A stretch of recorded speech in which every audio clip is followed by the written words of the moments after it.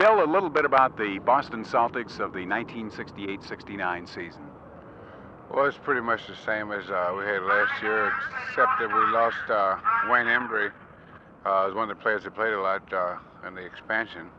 But other than that, it's essentially the same. We're still looking for a backup center, but pretty much the same teams we had last year.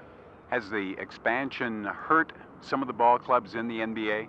Well, it's hurt us because we haven't been able to develop any young players the way that we normally do. You see, now we take guys like, for example, a guy like Sam Jones, when he first came to the league, he sat on the bench for 2 years before we really called on him for heavy duty. And we like to do this with young players, and we haven't had a chance to develop any young players lately because the last 2 years we've lost our young players in the expansion. So maybe this year will be the first time we'll get to let the guys sit around and learn. How do you approach preseason games such as the one that will be played tonight?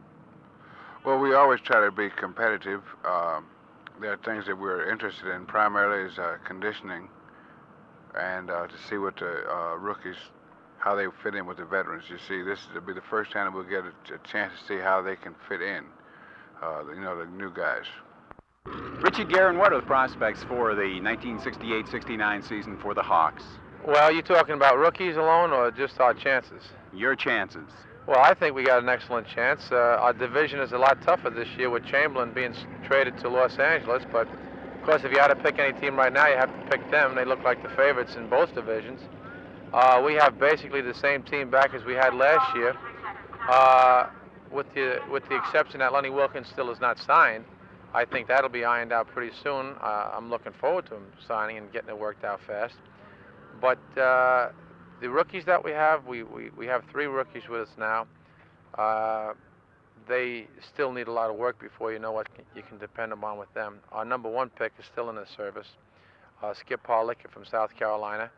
But the veterans are in good shape. We've had a couple of minor injuries, but I think we should have a good season.